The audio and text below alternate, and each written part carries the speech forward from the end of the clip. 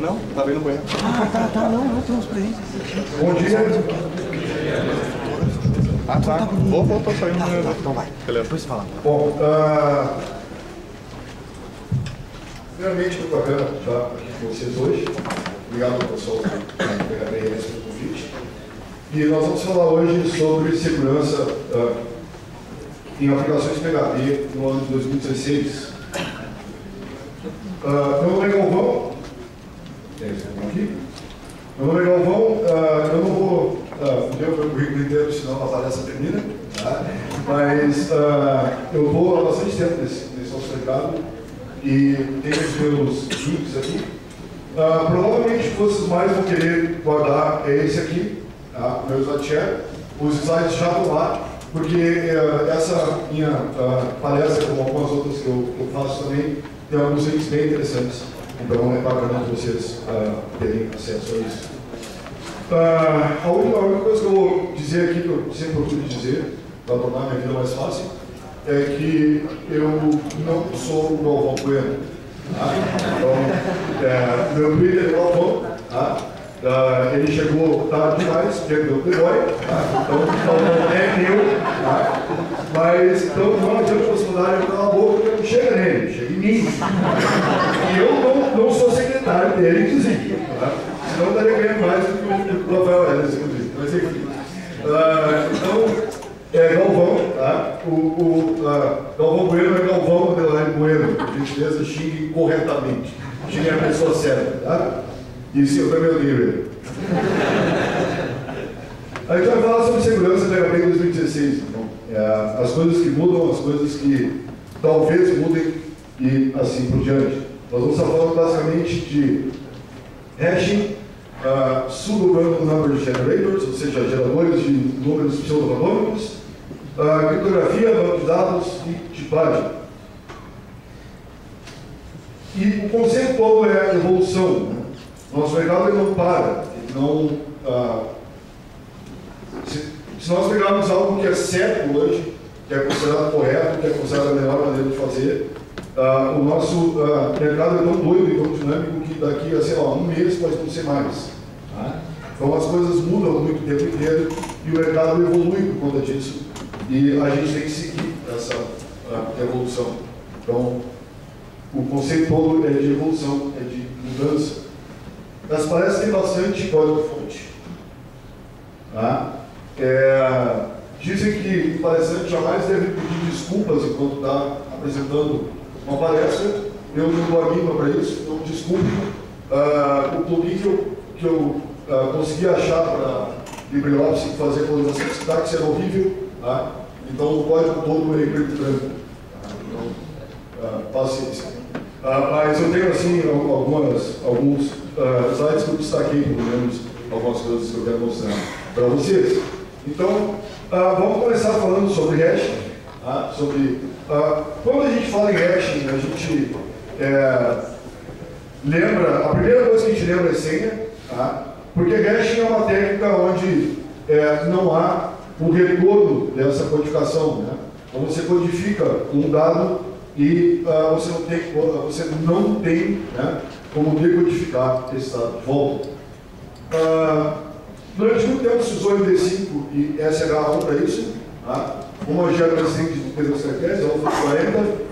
Ambas já estão fora faz tempo. Tá? Se alguém ainda usa MD5 ou SH1 para hash, por favor, nós já paramos há, sei lá, 5, 10 anos atrás, então está mais do que uma hora de nos parar também. Porque para MD5 e SH1 existem as chamadas Rainbow Tables. Então, são esforços de computação em grade, né, em grid, para gerar um dicionário de todas as possibilidades de palavras do mundo usando os dois hashes. Justamente porque eles não têm partes móveis, é tudo constante dentro deles. Então a forma como eles codificam é constante, não existe uma forma de se usar salt e assim por diante. A melhorzinha entre as três é a crypt. Tá? Então a crypt ela já permite o uso de um salt, né, da gente salgar a string, que eu sempre que eu falo isso, eu fico pensando, só pode ter sido o gaúcho que inventou essa parte, né? Vamos soldar a string, tá? E então, o salt é nada mais é do que caracteres extras que são colocados junto com a string que está sendo hasteada para justamente impedir o ataque através de consulta a Rainbow Tables. O problema é que a crypt ela é vulnerável a ataques de timing. Ataques de timing são basicamente ataques que se baseiam no tempo de execução necessário para gerar a string criptografada, o dado criptografado. Tá? Então, através de uma certa análise, tá? Desse tempo, ou seja, quanto tempo o código leva para criptografar cada byte do dado, você tem como pelo menos adivinhar uma parte desse dado, ou até mesmo a maior parte dele. Em PHP 7 se criou uma função especificamente para fazer hash de senha, uma função chamada de password hash. Eu não tenho esse link aqui, mas para quem ainda não está usando o PHP 7, tá? Existe uma lib não, né? um componente, digamos assim, que provê compatibilidade para PHP 5. Busquem isso que você encontrar. Então, a função password hash é muito interessante por alguns motivos. O primeiro é que ela utiliza, por default, um algoritmo de criptografia chamado bcrypt. Esse bcrypt fazia muito tempo que a gente queria ter isso rodando em PHP e não tinha conseguido ainda. Então, é uma cifra assim, extremamente moderna, ela é bem recente, ela é bem jovem, tá? Mas ela é considerada, em geral, uma excelente cifra para criptografia e, pelo menos até o momento, não são conhecidas nenhuma vulnerabilidade dessa cifra, então é bem interessante. Mas, além disso, a gente pode definir o custo de máquina para rodar essa criptografia. Então, não sei se todos sabem, mas a criptografia é um processo extremamente custoso em termos de recursos, memória, CPU, etc. Então, a gente tem que definir esse custo e nessa matriz de opções aqui. E se você tiver um hardware mais realmente potente, você pode, inclusive, aumentar esse custo e, portanto, ter um impacto direto ali na performance, que é uma das principais preocupações de quem usa criptografia. E você pode gerar saltos também para fazer a criptografia dela. Mas isso aqui não tem, tirando a parte do custo, que é muito bacana, mas de resto não parece ser nada de muito novo, né? Parece ser pura e simplesmente mais uma função para usar a criptografia.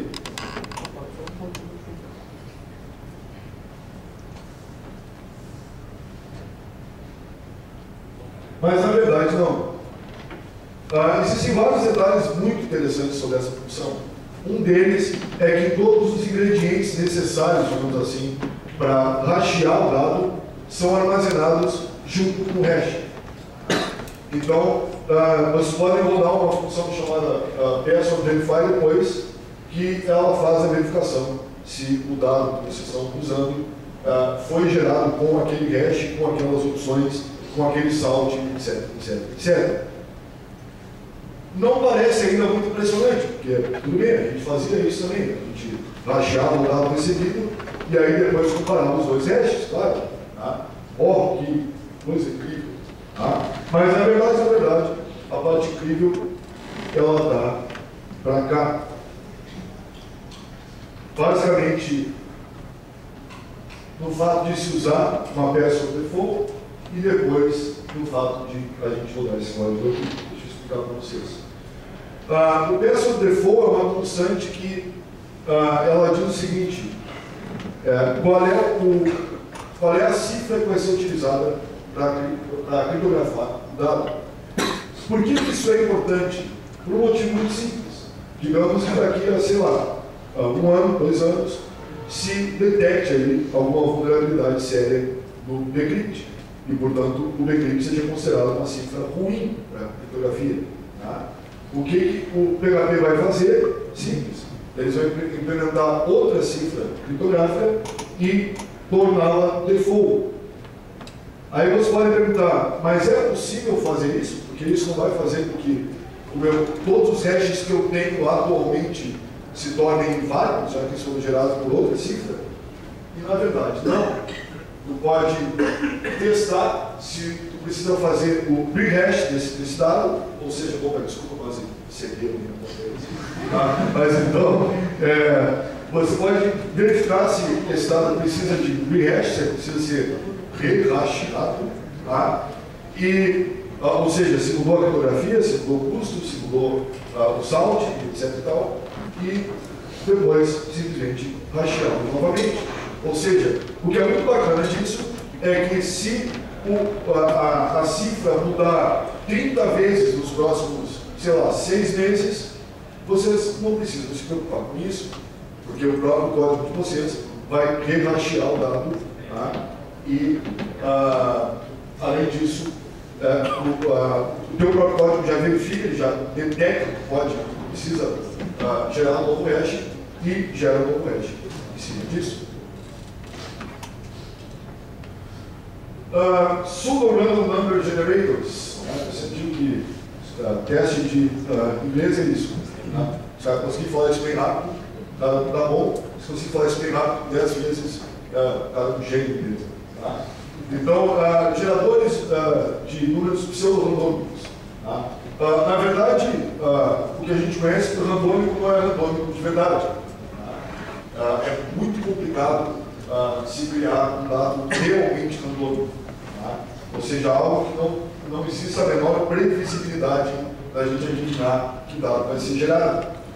Para vocês terem uma noção, aquele site random.org, eu acho que eles têm todo um código lá que, na verdade, se baseia em mudanças atmosféricas para gerar dado randômico.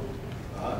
Porque as mudanças atmosféricas seriam algo, seriam mais randômico que a gente consegue, seria um processo mais randômico que a gente consegue chegar no planeta, digamos assim. Tá? E ainda assim não é totalmente randômico. No nosso caso, a gente começou a usar Rand, né, o PHP, e depois NTRand, para geração de números. Né, tá? O NTRand é 4 vezes mais rápido do que o Rand. Ambos são fora já, porque ambos usam geradores de números randômicos mais antigos e, portanto, mais previsíveis e mais fracos. Tá? E a gente se acostuma, em cima disso, a fazer a nossa própria implementação da randomização de strings, tá? Como eu fiz, por exemplo, tem uma classe minha lá no GitHub que faz isso. Tá? Mas, em geral, quando o assunto é segurança, a gente costuma tomar cuidado para não implementar as nossas novas soluções, porque segurança é um assunto extremamente complicado. Então, em PHP 7 nós temos 2 novas funções somente para dados randômicos. Uma para geração de números randômicos, para int, e uma para geração de bytes randômicos, ou seja, para gerar string, basicamente. Tá? O que é muito bacana nelas é que elas lançam uma exception caso a lib determinada pela linguagem para gerar o dado randômico não seja presente no sistema onde o código está rodando. Então, nós temos como detectar isso, e isso facilita não só a nossa vida, claro, tá, para a gente saber que a gente precisa realmente colocar alguma coisa, algum componente novo, alguma coisa assim, mas também isso facilita a portabilidade. Então, se torna mais fácil para a gente portar o nosso sistema de um cloud para outro, ou de um servidor para outro, ou alguma coisa do tipo assim. Então, a parte mais bacana aqui é justamente isso, ou seja, é justamente o fato de que se a máquina que está rodando não tiver acesso a esses randomizadores mais modernos que a linguagem está usando, tá, vocês têm como fazer a aplicação de vocês falhar graciosamente, como a gente diz, né? Ou seja, ao invés de pegar a mensagem antiga para o revelado, simplesmente dar uma mensagem do tipo o sistema está disponível no momento de consolidação, nesse sentido, e aí a gente consegue ter a resolver o problema. Criptografia.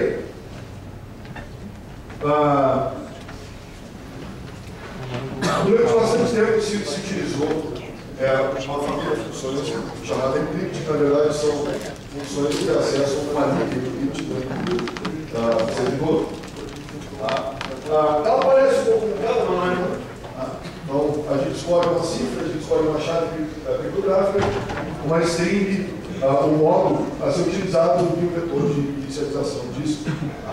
Ou seja, a chave e o vetor, por exemplo, são simplesmente dados uma espécie de saldo. Durante muito tempo se usou então as funções da família encrypt e são funções extremamente interessantes e extremamente bacanas, mas elas têm um problema muito sério. A LibreCrypt ela está sendo considerada já atualmente um software realmente abandonado. Por quê?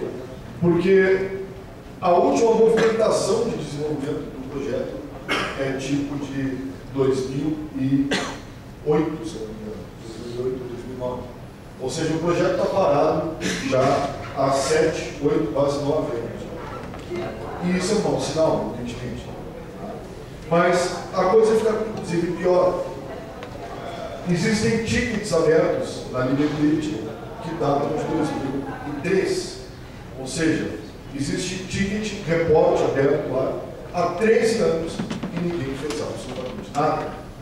E na verdade, pesquisando essa palestra, até eu não sabia disso, não tinha ficado sabendo disso, eu descobri que a LibreCrypt, na verdade, quase paigou o PHP 7. Ou seja, ela quase foi removida. Ela foi muito pouco da um carinho. Justamente por causa de todas essas questões. Existem outras funções que estão sendo realmente olhadas, analisadas e consideradas. Uma delas é a sódio.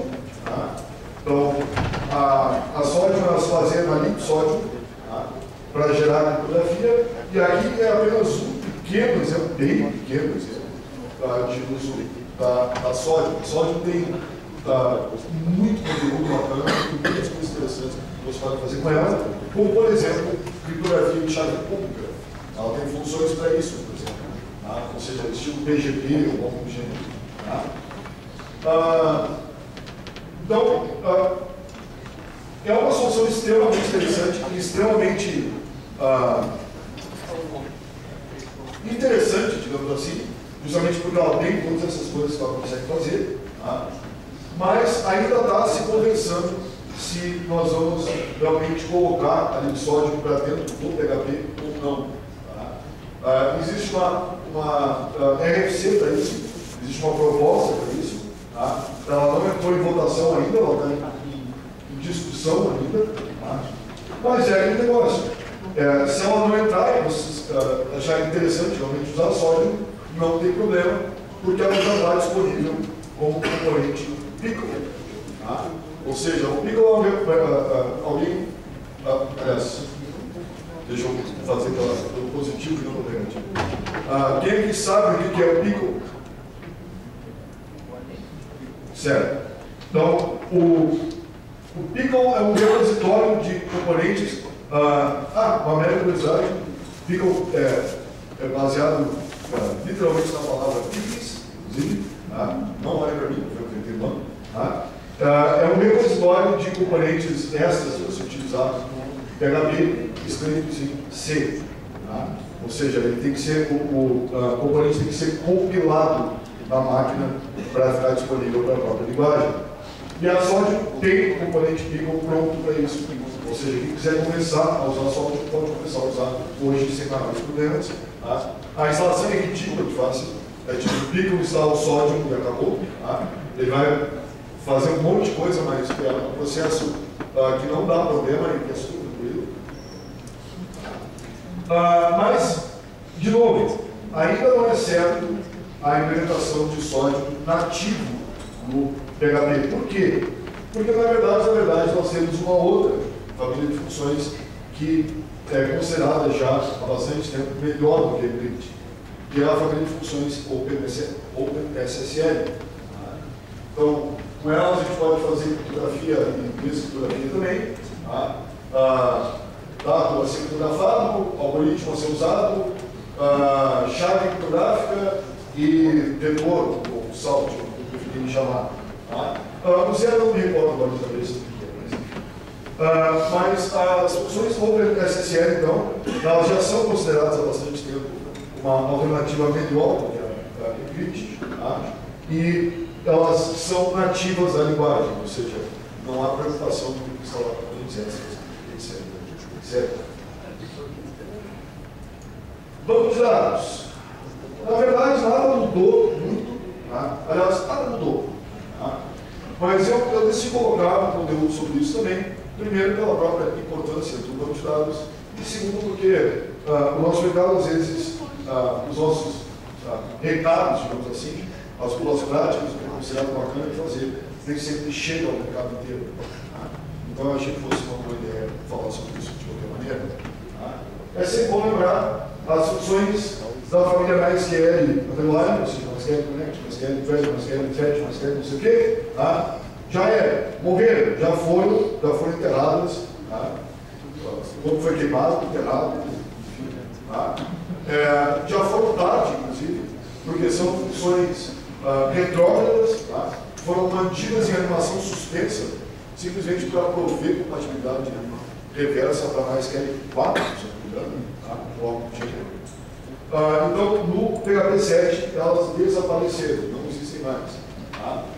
Isso não deveria ser uma surpresa para ninguém, porque vocês deveriam estar utilizando o nível de erro do EALL, ou pelo menos o EStreet, e aí vocês enxergariam a linguagem avisando vocês que essas funções iam desaparecer.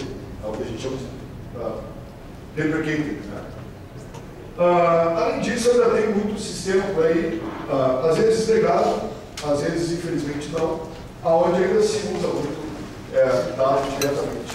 Bem, o que acontece é que, até hoje, a melhor e mais simples solução que a gente conhece, a melhor e mais simples proteção que a gente conhece para SQL injection é o prepare state.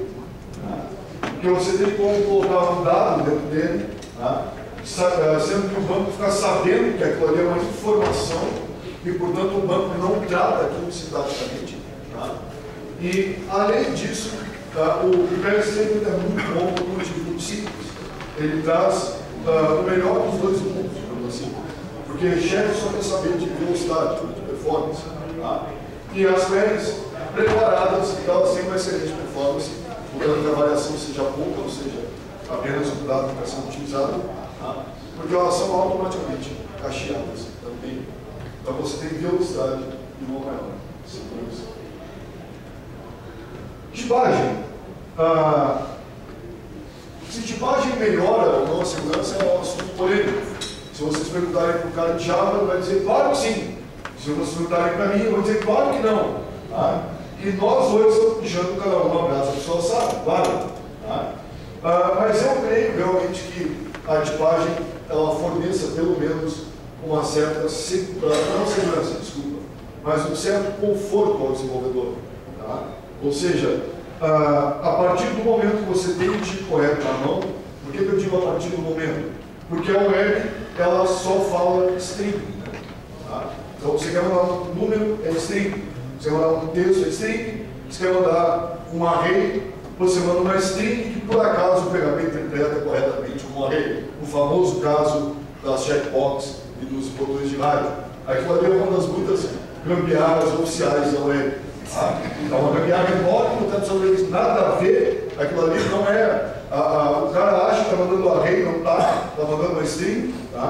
Então, é quase que um eval que acontece quando esse dado chega, quando esse dado chega para nós.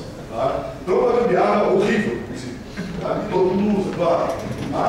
Então, a partir do momento que você fez o type jumping ou a modificação de tipo para ter o tipo correto, aí realmente toda a execução do o seu sistema se torna mais confortável se você puder tipar. Tá?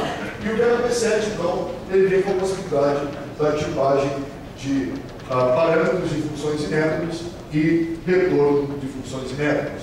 Já existe uma proposta sendo realmente analisada, não entrou para votação ainda, que é estender isso para atributos de objetos, tá? E atributos de classes.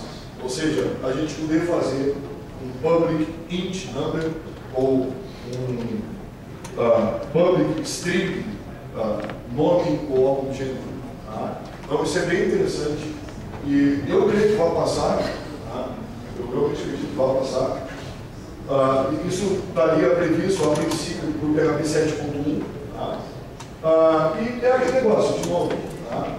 O que nos quebra é o web, não a linguagem, não a tipagem, etc. Tá? O web é algo fantástico, excelente, maravilhoso, incrível, sensacional, mas ao mesmo tempo ela tem os seus problemas e não são poucos. Tá? Então, ao se tentar utilizar um tipo incorreto, usando o modo strict em PHP 7, tá? Estou passando a string do web aqui, a string 1, ao invés do inteiro 1, tá? A gente tem, na verdade, uma exceção pensada, e se ela não for tratada, então ela decai para um erro fatal. Então isso é bem interessante. As mudanças em termos de código seriam essas, tá? Pelo menos até esse momento. Eu já vou mostrar aqui uns links aqui para vocês se informarem melhor sobre isso. Mas antes de eu terminar, agora, tá? Então, antes de eu terminar, eu só queria fazer um rápido comentário. O nosso mercado muda bastante, a gente precisa mudar com ele, precisa crescer com ele, a gente precisa saber o que mudou, por que mudou, por que é uma boa ideia mudar junto, ou por que não é uma boa ideia mudar junto. Agora, muita coisa no nosso mercado, infelizmente, não muda. Já viram essa série aqui de piadas com as camas dos livros da O'Reilly? Para não falar um palavrão, para manter a coisa civilizada, eu vou traduzir da seguinte maneira. Que raios é segurança? Tradução de todo, né? Diacho, né? Que diacho é segurança? Tá? Como ignorá-la e entregar o seu projeto? Tá? Então, isso é uma brincadeira a sério, tá? Para nos lembrar que, infelizmente, ainda hoje, muita empresa, muito profissional e muito cliente simplesmente ignora a segurança e torce pelo melhor. Tá? Então, simplesmente publica a ferramenta que ela tem que criar e aí, desde os usados, tomara que ninguém invada. Tá? Então, na verdade, a gente tem uma outra coisa que há muito tempo a gente conhece, que é essa frase aqui. Desculpa, a frase me depois. Então, uma outra coisa que infelizmente não muda é a turma do mimimi. Tá? Então, segurança deixa a aplicação lenta. Segurança é difícil de se aprender, segurança é difícil de se implementar e a resposta continua sendo a mesma de 20 anos atrás. Não interessa. Não interessa. Sim, deixa a aplicação mais lenta. Claro que sim. Claro que sim. Sim, é difícil. Não é um assunto simples. Não é um assunto fácil e muito menos confortável. Dá trabalho pra caramba, inclusive. E sim, e portanto, ao mesmo tempo é difícil de se implementar. Não interessa. O chefe você chega e diz assim, agora eu preciso que tu faça mais 12 relatórios. Vocês respondem, eu vou fazer só 10, porque 12 é muito difícil. Não, né? Então, ser difícil não é desculpa. E deixar a aplicação lenta não é desculpa também, porque segurança não é opcional. Segurança em primeiro lugar, segurança sempre. É uma frase famosa do nosso mercado. Então, a gente precisa pensar em segurança desde a concepção do projeto e segurança precisa acompanhar o projeto durante todo o seu desenvolvimento. Aqui você tem alguns links. Então, aqui, para quem ainda não sabe, eu falo sobre os anatórios de PHP 7 também, porque eu já apresentei ela umas 30 vezes, então eu acredito que bastante gente já tenha visto isso. Mas, para quem ainda não sabe, vocês têm acesso a tudo que está mudando na linguagem. E aliás, você tem acesso a tudo que não sabe o que pulou no PHP 7, nesse link aqui tem. Tá? Então, nesse link você tem acesso a todas as RFCs, todas as propostas de mudanças e novidades da linguagem. Vocês podem ler a RFC, que é sempre muito interessante, e em geral traz exemplos de código. Tá? E vocês podem, inclusive, conferir quem votou e quem não votou por uma determinada RFC, para que vocês possam depois ir lá e xingar essa cadê? Mas vocês podem saber quem votou e quem não votou por uma RFC específica. Aqui tem um artigo da Terracomi, acho que é Terracomi, aqui, que é uma empresa muito voltada à segurança PHP. Os caras têm muito conteúdo interessante, tem vários blogs muito bacanas sobre segurança, e eles fizeram, digamos assim, um manual de uso da SOD PHP. Bastante conteúdo mesmo, bem interessante, um trabalho muito bacana dos caras. Esse aqui também, eu falo há, sei lá, 10 anos no mínimo, eu falo sobre o OASP. Então, para quem ainda não conhece o OASP, conheça. É o projeto Open Web Application Security Project. Projeto aberto de segurança web, algo do gênero. Então, lá você tem conteúdos muito bacanas sobre segurança também. Você tem ferramentas para testar a invasão nas aplicações de vocês. Vocês têm documentos que determinam regras de como testar a segurança, etc. Então, o trabalho desses caras é muito bacana e o OASP existe há bastante tempo já. E, claro, né? Porque muita gente acha que a documentação oficial da linguagem se encontra em www.google.com ou stackoverflow.com, ou seja qual for o esquema de perguntas e respostas da moda atualmente. Não, você tem que ir para o manual da linguagem, você tem que conhecer como é que a função funciona, até porque o manual às vezes traz muitas informações que vocês não encontram facilmente por aí. Então, quando você precisa saber de alguma coisa que não é óbvia, por exemplo, o manual destaca isso de maneira bem interessante para garantir que vocês saibam o que está sendo feito. Bom, era isso que eu tinha conversado com vocês hoje. Mais uma vez, obrigado por estar aqui. Eu não sei se vocês têm tempo para perguntar, provavelmente não. Uma pergunta. Não? É isso? Foi mal. Diga. Da questão da política de equipe, de resto, se mesmo implementando saltos antigos, sim, ficaria mais difícil fazer uma reconciliação, né? É um excelente. Sim, o salto obviamente deixa esse trabalho mais difícil. Se tu usar em conjunto com isso, randomização, porque só rapidamente, um outro equívoco de segurança pô, legal, curti essas funções todas aí, novas, bacana. Eu vou escolher essa aqui para usar no sistema todo.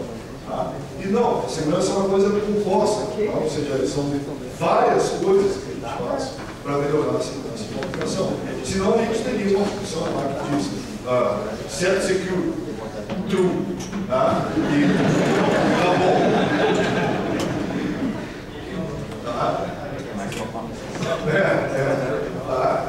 Então a segurança é um conjunto de coisas que a gente faz. Então, se você usar um salt randômico, uma boa randomização, junto com o dado a ser criptografado ou hasteado, claro, está tornando a segurança muito melhor. Claro que sim. Agora, mesmo assim, existem detalhes ali. Então, por exemplo, o SH1, se eu não me engano, ele já foi feito a engenharia reversa dele, por um pesquisador chinês, não foi? Também tem? Então, ambos já existem estudos fazendo engenharia reversa, se não estão completos ainda, só o fato de já existirem estudos que estão fazendo engenharia reversa deveria ser o suficiente para colaborar as pessoas. Então, porque se conseguirem fazer realmente a engenharia reversa, eu não sei agora, realmente se os caras chegaram no final, não. Mas conseguiram, acabou, já era, já deu. E um dos problemas é justamente o fato de que MD5 e SH1 não são, tecnicamente falando, criptografia. Portanto, não escolhe uma cifra. Ele faz o jeito que ele faz e acabou. Tanto que é um dos principais problemas, eu não cheguei a falar sobre isso. Se eu gerar um hash MD5 nessa máquina aqui, e um cara no Nepal gerar um outro hash MD5, usando o mesmo dado que eu usei, o hash é exatamente o mesmo. Não interessa que máquina é, que sistema operacional é, não interessa se tem 2, 64 bits, etc, etc, etc. Então, por isso que, pelo menos, SH1 e MD5 nem começar mais, mesmo de verdade. Os outros tudo bem, os outros ainda dá para usar. Então, pô, tem o sistema legado, a gente usa crypt lá e tudo que é coisa. Vamos ter que mudar o sistema inteiro. Não, beleza, tudo bem. Mas sabendo que vão ter que eventualmente mudar, porque já é considerado já menos seguro que as outras alternativas. Eu sei que todo mundo queria fazer mais perguntas, infelizmente nós estamos sem tempo. Eu sei que vocês estão com fome. Então, obrigado por terem vindo. Se quiserem conversar comigo durante o evento, eu vou voltar por aí. E beleza, obrigado a vocês.